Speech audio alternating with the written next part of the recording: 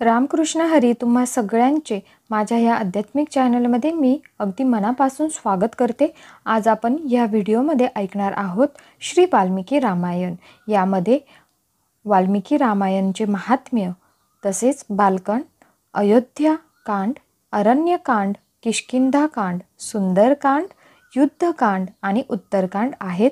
तर आपण एक एक कांड ऐकणार आहोत। त्यामुळे तुम्ही जर ह्या चॅनलवरती नवीन असाल आणि अजूनही या चॅनलला सबस्क्राईब केले नसेल तर हे पुढील अध्याय ऐकण्यासाठी आणि नोटिफिकेशनसाठी सबस्क्राईब बटनवर क्लिक करा। त्यापुढे घंटेचं बटन आहे त्यावर क्लिक करा, जेणेकरून अध्याय अपलोड केला की त्याचे नोटिफिकेशन तुम्हाला लगेचच येईल। व्हिडिओ अपलोड केल्या तुम्हाला सर्वात आधी तुमच्या मोबाईलवरती येईल। आणि व्हिडिओ आवडल्यास शेअर करायला आणि लाईक करायला विसरू नका। तर मग चला सुरुवात करूया आधी श्री वाल्मिकी रामायण महात्म्य। तर यामध्ये आपण प्रथम अध्याय ऐकणार आहोत। तर सुरुवात करूया। श्रीमद वाल्मिकी रामायणे श्रीमद वाल्मिकीय रामायण महात्म्यम प्रथमोध्यायः श्री सीतारामचंद्राभ्याम नमः। तसेच आपण गणपती बाप्पाला सुद्धा नमन करूया आणि श्री वाल्मिकी रामायण सुरुवात करूया।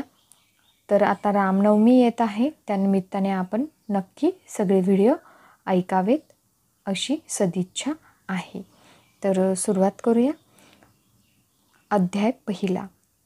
कलियुगाची स्थिती, कलिकालातील मनुष्यांचा उद्धाराचा उपाय, रामायण पाठ, त्याचा महिमा, त्याच्या श्रवणासाठी उत्तम काल आदींचे वर्णन।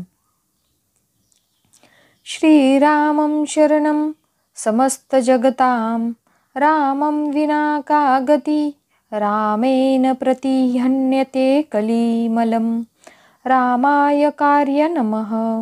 रामात् त्रस्यति काल भीम भुजगो, रामस्य सर्ववशे, रामे भक्ति रखखंडिता भवतु मे, राम त्वमेव आश्रयः।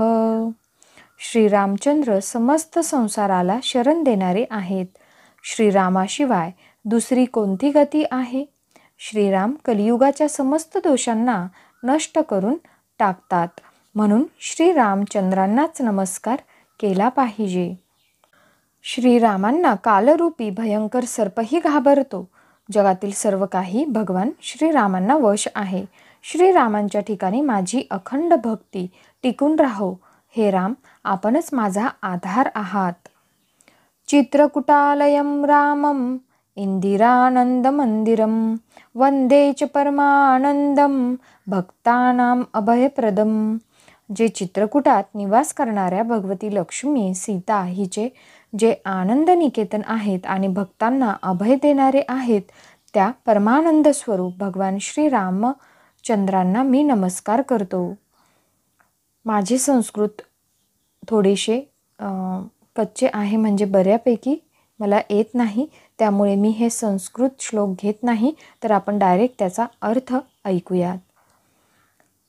संपूर्ण जगताच्या अभिष्ट मनोरथांना सिद्ध करणारे अथवा सृष्टी, पालन आणि संहाराद्वारा जगताच्या व्यावहारिक सत्तेला सिद्ध करणारे ब्रह्मा, विष्णू आणि महेश आदी देवता, ज्यांचे अभिन्न अंश मात्र आहेत, त्या परम विशुद्ध सच्चिदानंदमय परमात्मदेव श्रीरामचंद्रांना मी नमस्कार करीत आहे आणि त्यांच्याच भजन चिंतनात मी मन लावत आहे। ऋषींनी म्हटले, भगवान, आपण विद्वान आहात, ज्ञानी आहात। आम्ही जे काही विचारले होते ते सर्व आपण आम्हाला उत्तम प्रकारे सांगितले आहे। संसार बंधनात बद्ध झालेल्या जीवांना फार दुःख सोसावे लागते। या संसार बंधनाचा उच्छेद करणारा कोण आहे? आपण सांगितले आहे की कलियुगात वेदोक्त मार्ग नष्ट होऊन जातील। अधर्मपरायण पुरुषांना प्राप्त होणाऱ्या यातनांचेही आपण वर्णन केले आहे। घोर कलियुग आल्यावर ज्यावेळी वेदोक्त मार्ग लुप्त होतात, त्या समयी सर्वत्र पाखंड पसरेल। ही गोष्ट प्रसिद्ध आहे। प्राय सर्व लोकांनी अशीच गोष्ट सांगितली आहे। कलियुगात सर्व लोक कामवेदनेने पीडित, ठेंगण्या, शरीरयष्टीचे आणि लोभी असतील आणि धर्माचा आणि ईश्वराचा आश्रय सोडून आपापसात एक दुसऱ्यावर निर्भर राहणारे होतील। प्राय सर्व लोक कमी आयुष्य आणि अधिक संतती असणारे होतील. काही प्रतीमध्ये म्हणजे वाल्मिकी रामायण ह्या प्रतीमध्ये, ग्रंथाच्या प्रतीमध्ये स्वल्पायुर बहुपुत्रका याच्या स्थानी स्वल्पारायो बहुप्रजा असा पाठ आहे. यानुसार कलियुगात सर्व लोक थोडे धन आणि जास्त संतती असणारे होतील असा अर्थ समजला पाहिजे. तर हे सगळ्यांनी लक्षात घ्यावे. या युगातील स्त्रिया आपल्याच शरीराच्या पोषणात तत्पर आणि वेश्याप्रमाणे आचरणात प्रवृत्त होतील, ज्या आपल्या पतीच्या आज्ञेचा अनादर करून सदा दुसऱ्यांच्या घरी ये जा करत राहतील. दुराचारी पुरुषांना भेटण्याची सदैव अभिलाषा करतील. उत्तम कुळातील स्त्रियाही परपुरुषांशी लाडीगोडीच्या गोष्टी करणाऱ्या होतील. कठोर आणि असत्य बोलतील आणि शरीराला शुद्ध आणि सुसंस्कृत ठेवण्याच्या सद्गुणांपासून वंचित राहतील. कलियुगात अधिकांश स्त्रिया वाचाळ म्हणजेच व्यर्थ बडबड करणाऱ्या होतील. भिक्षेवर जीवन निर्वाह करणारे संन्यासीही मित्र आदींच्या स्नेहबंधनात बद्ध राहणारे होतील.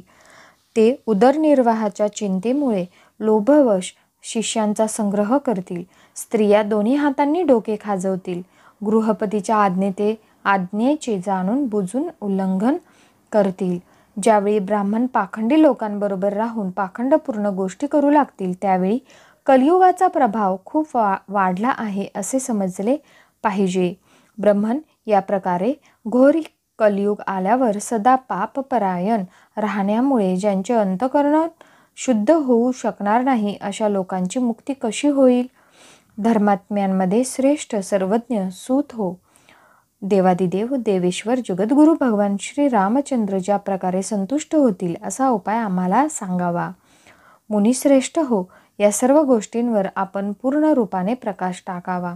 आपल्या वचनामृताचे पान करण्याने कुणाला बरे संतोष होणार नाही? सूत म्हणाले, मुनिवर हो, आपण सर्व ऐका. आपण जे ऐकणे अभिष्ट आहे तेच मी सांगत आहे. महात्मा नारदांनी सनतकुमारांना ज्या रामायण नामक महाकाव्याचे गान ऐकवले होते ते समस्त पापांचा नाश आणि दुष्टग्रहांच्या बाधांचे निवारण करणारे आहे. ते संपूर्ण वेदार्थाच्या संमतीस व अनुकूल आहे. त्याने समस्त दुःस्वप्नांचा नाश होऊन जातो.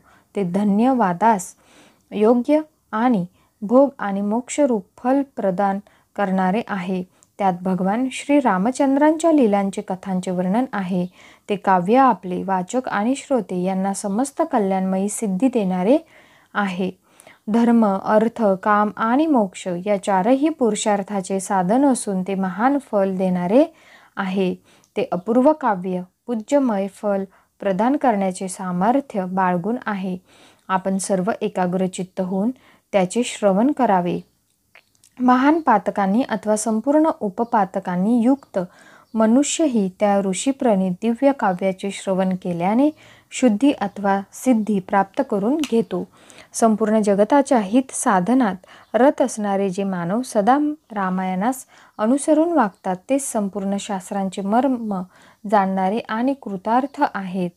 विप्रवर हो, रामायण धर्म, अर्थ, काम आणि मोक्षाचे साधन तसेच परम अमृत रूप आहे. म्हणून सदा भक्तिभावाने त्याचे श्रवण केले पाहिजे. ज्या मनुष्याची पूर्वजन्मोपार्जित सर्व पापे नष्ट झालेली असतात त्यालाच रामायणाबद्दल आत्यंतिक प्रेम वाटते ही गोष्ट निश्चित आहे. जो पापाच्या बंधनात जखडलेला असतो तो रामायणाची कथा प्रारंभ झाल्यावर तिची अवहेलना करून भोग लालसा वाढविणाऱ्या निम्न कोटीच्या गोष्टीत फसतो. त्या असत ग्रंथांमध्ये आपल्या बुद्धीने आसक्त झाल्यामुळे तो तदनुरूपच आचरण करू लागतो. म्हणून हे द्विजेंद्रगण हो, आपण रामायण नामक परम पुण्यदायक उत्तम काव्याचे श्रवण करा. ज्याच्या श्रवणाने ऐकणाऱ्याच्या जन्म आणि मृत्यूच्या भयाचा नाश होतो आणि श्रवण करणारा मनुष्य पापदोषरहित होऊन अच्युत स्वरूप होऊन जातो. रामायण काव्य अत्यंत उत्तम, वर्णनीय आणि मनोवांछित वर देणारे आहे. ते त्याचा पाठ आणि श्रवण करणाऱ्या समस्त जगताला शीघ्रच संसार सागरातून पार करून टाकते.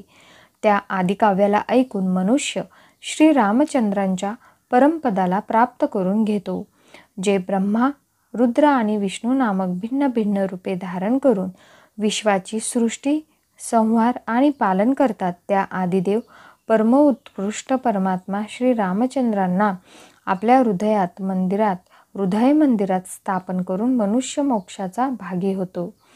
जो नाम तथा जाती आदी विकल्पांच्या रहित कार्यकारण भावाहून पर सर्वोत्कृष्ट वेदांत शास्त्रद्वारा जाणण्यास योग्य आणि आपल्याच प्रकाशाने प्रकाशित होतो. या रामायणाच्या अनुशीलनानेही त्याची प्राप्ती होत असते. विप्रवर हो, कार्तिक, माघ आणि चैत्र महिन्याच्या शुक्ल पक्षात 9 दिवसात रामायणाच्या अमृतमयी कथेचे श्रवण केले पाहिजे. जो या प्रकारे श्री रामचंद्रांच्या मंगलमय चरित्राचे श्रवण करतो तो या लोकात परलोकात आपल्या समस्त शुभकामनांना प्राप्त करून घेतो. तो सर्व पापापासून मुक्त होऊन आपल्या 21 पिढ्यांसहित श्री रामचंद्रांच्या त्या परमधामास निघून जातो, जेथे गेल्यावर मनुष्याला कधी शोक करावा लागत नाही. चैत्र, माघ आणि कार्तिकाच्या शुक्ल पक्षात परम पुण्यमय रामायण कथेचे 99 पारायण केले पाहिजे आणि 9 दिवसापर्यंत ते प्रयत्नपूर्वक ऐकले पाहिजे. रामायण आदिकाव्य आहे. हे स्वर्ग आणि मोक्ष देणारे आहे.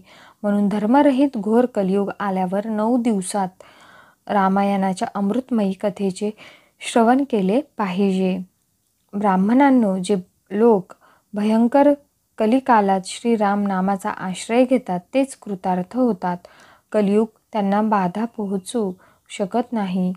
ज्या घरात प्रतिदिन रामायणाची कथा होते ते तीर्थरूप होऊन जाते. तेथे जाण्याने दुष्टांच्या पापांचा नाश होतो. तपोधनांनो, जोपर्यंत मनुष्य श्रीरामायण कथेचे उत्तम प्रकारे श्रवण करत नाही तोपर्यंतच या शरीरात पाप राहते. संसारात श्रीरामायणाची कथा परम दुर्लभ आहे. जेव्हा कोटी जन्मांच्या पुण्याचा उदय होतो तेव्हा तिची प्राप्ती होत असते.